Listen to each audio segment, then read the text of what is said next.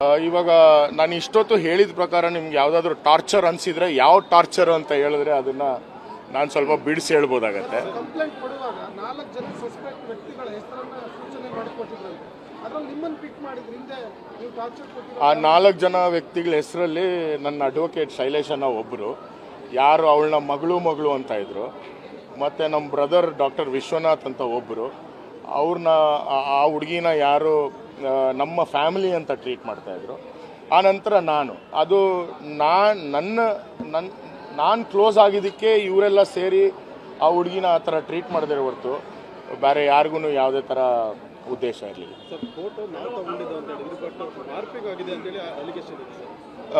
ಯಾವ ಫೋಟೋ ಬಗ್ಗೆ ಮಾರ್ಫಿಂಗ್ ಬಗ್ಗೆ ಮಾತಾಡ್ತಾ ಇದ್ದಾರೆ, ಯಾವ ಫೋಟೋ ನಾವು ತೊಗೊಂಡಿದ್ದೀವಿ ಅಂತ ಅವ್ರನ್ನೇ ನೀವು ಕೇಳಬೇಕಾಗತ್ತೆ. ಮಾರ್ಫ್ ಆಗಿರೋಂಥ ಯಾವುದಾದ್ರೂ ಫೋಟೋಸ್ ಇದ್ದರೆ ದಯವಿಟ್ಟು ಅದನ್ನು ಇವಾಗ ಈ ಲೆವೆಲ್ಗೆ ಬಂದಿದೆ, ಪೊಲೀಸ್ ಲೆವೆಲ್ಗೆ ಬಂದಿದೆ.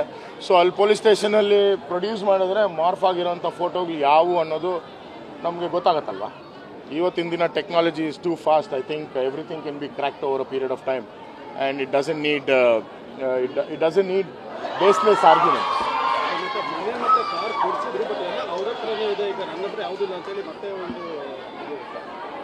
ಕಾರ್ ನನ್ನ ಹತ್ರ ಇದೆ, ನಿಜಾಂಶ. ಅದು ಸೈಟು ಹುಡುಗಿ ಹೆಸರಲ್ಲಿ ರಿಜಿಸ್ಟರ್ ಮಾಡಿಟ್ಟಿದ್ದೀನಿ. ಅದು ರಿಜಿಸ್ಟರ್ ಮಾಡ್ಕೊಳ್ಳೋದಕ್ಕೆ ಆ ಹುಡುಗಿ ಬಂದು ನಮಗೆ ರಿಜಿಸ್ಟರ್ ಮಾಡಿಟ್ಟಿದ್ದೀನಿ ಅಂದರೆ ಅಗ್ರಿಮೆಂಟ್ ರಿಜಿಸ್ಟರ್ ಮಾಡಿಟ್ಟಿದ್ದೀನಿ. ಅದನ್ನು ರಿಜಿಸ್ಟರ್ ಮಾಡೋದಕ್ಕೆ ಯಾವುದೇ ಡಾಕ್ಯುಮೆಂಟ್ ಅವ್ರ ತಂದೆ ತಾಯಿ ಮತ್ತು ಅವರ ತಮ್ಮ 3 ಜನ ಬಂದು ಕಂಟ್ರಿ ಇನ್ ಹೋಟ್ಲಲ್ಲಿ ನಾನು ನಮ್ಮ ಶೈಲೇಶನ್ನ ಮತ್ತು ಡಾಕ್ಟರ್ ವಿಶ್ವನಾಥ್ ಅವ್ರು ಏನಿದ್ವಿ, ನಾವು ಇಷ್ಟು ಜನ ಮಾತಾಡಿದಾಗ ನಾನು ಮಾಡಿಕೊಡ್ತೀನಿ. ನಾನು ತೊಗೊಂಡಿರೋ ದುಡ್ಡಲ್ಲಿ ಒಂದು ಸ್ವಲ್ಪ ಅಮೌಂಟು ನಾನು ಹರ್ಷ ಅನ್ನೋರ ಅಕೌಂಟಿಂದ ಬಂದಿರೋದು ನಂಗೆ ಸ್ವಲ್ಪ ಸಸ್ಪಿಷಿಯಸ್ ಇದೆ. ಅದನ್ನು ಚೆಕ್ ಮಾಡಿಬಿಟ್ಟು ನಿಮಗೆ ನಾನು ಅಲ್ಲಿ ಕಮ್ ಬ್ಯಾಕ್ ಅಂತ ಹೇಳಿದ ಹುಡುಗಿ ಆವತ್ತು ಹೋದವಳು ಇವತ್ತವರೆಗೂ ನನಗೆ ಮೊನ್ನೆ ಯಾವ ಕಂಪ್ಲೇಂಟ್ ಒಂದು ಸತಿ ಕೊಟ್ಟು ನನ್ನನ್ನು ಮಹಿಳಾ ಸ್ಟೇಷನ್ಗೆ ಕರೆಸಿದ್ರು. ಆ ಸ್ಟೇಷನಲ್ಲಿ ಕರೆಸೋವರೆಗೂ ನಾನು ಆ ಹುಡುಗಿನ ನೋಡಿರಲಿಲ್ಲ. ಆ ಸ್ಟೇಷನಲ್ಲಿ ಮಾತುಕತೆ ಆಗಿ ನಾವಿಬ್ಬರು ಬರ್ಕೊಟ್ಟ ಮೇಲೆ ಆವತ್ತಿಂದ ಇವತ್ತವರೆಗೂ ನಾನು ಆ ಹುಡುಗಿನ ನೋಡಿಲ್ಲ. ನಂದೇನು ಹೋರಾಟ ಇಲ್ಲ. ಕಾನೂನು ಲಾ has its own procedure and if I have done a mistake I will be punished. If she's done a mistake Sheel B punished. ಹೌದು, ಜೂನ್ 10 ಎಂಗೇಜ್ಮೆಂಟು, ಜೂನ್ 11 ಮದುವೆ ಅಂದ್ಕೊಂಡಿದ್ವಿ. ಇಂಟೆನ್ಷನ್ ಏನಾದ್ರು ಇದೆಯಾ ನಿಮ್ಮ ಮೇಲೆ ಅಲಿಗೇಷನ್ ಮಾಡಿ ಅಥವಾ ನಿಮ್ಮ ಹೆಸರು ಹಾಳು ಮಾಡಬೇಕು ಆ ಥರದ್ದು ಏನಾದ್ರು ಇಂಟೆನ್ಷನ್ ಇತ್ತು ಆಕೆಗೆ, ಅಥವಾ ಬೇರೆ ಯಾರಾದ್ರು ಕೈವಾಡ ಇದೆಯಾ ಅದ್ರ ಹಿಂದೆ, ಆಕೆ ಹಿಂದೆ? ಸರ್, ನನಗೆ ಟು ಬಿ ವೆರಿ ಆನೆಸ್ಟ್, ಆ ಹುಡುಗಿ ಜೊತೆ ಟಚ್ಚಲ್ಲಿ ನಾನು ಇಲ್ಲ. ಆ ಹುಡುಗಿ ಎಲ್ಲಿದ್ದಾಳೆ, ಏನು ಮಾಡ್ತಾ ಇದ್ದಾಳೆ,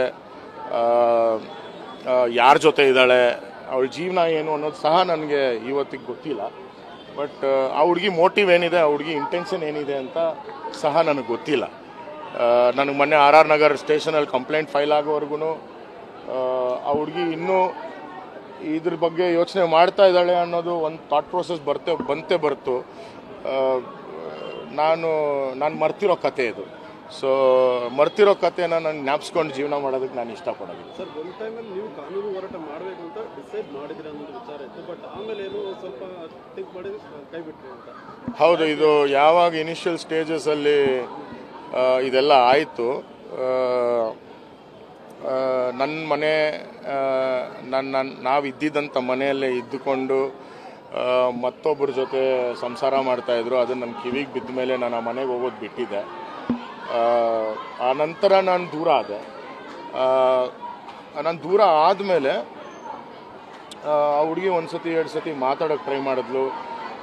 ಮತ್ತು ನನ್ನ ಕಸಿನ್ ಬ್ರದರ್ ಸಹ ಹತ್ರ ಮಾತಾಡಿ ನನ್ನ ಕಸಿನ್ ಬ್ರದರ್ ಮನೆಗೂ ಸಹ ಬಂದು ರಾತ್ರಿ ಕೂತ್ಕೊಂಡು ಇದನ್ನು ವರ್ಕೌಟ್ ಮಾಡೋಣ, ಇದನ್ನು ಪ್ರೊಲಾಂಗ್ ಮಾಡೋಣ ಅಂತ ಹೇಳಿದರು.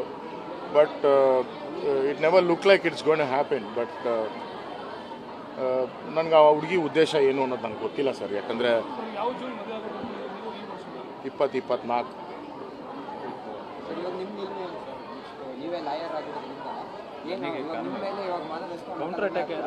ಇಲ್ಲ, ನಾನು ಕೌಂಟರ್ ಅಟ್ಯಾಕ್ ಅನ್ನೋದು ಏನೂ ಮಾಡಲ್ಲ. ಅವ್ರು ಮಾಡಿರೋಂಥ ಕಂಪ್ಲೇಂಟ್ ಬೇಸಿಸ್ ಮೇಲೇ ನಾನು ಸರಿನಾ ಇಲ್ಲ ಅವ್ರು ಸರಿನಾ ಅಂತ ಸಾಬೀತು ಮಾಡೋದಕ್ಕೆ ದಾಖಲಾತಿಗಳು ಏನು ಬೇಕೋ ಆ ದಾಖಲಾತಿಗಳನ್ನ ಪ್ರೊಡ್ಯೂಸ್ ಮಾಡ್ತೀನಿ.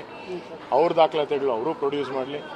ಆನಂತರ ಕಾನೂನು law will take its course of action and we'll get to know.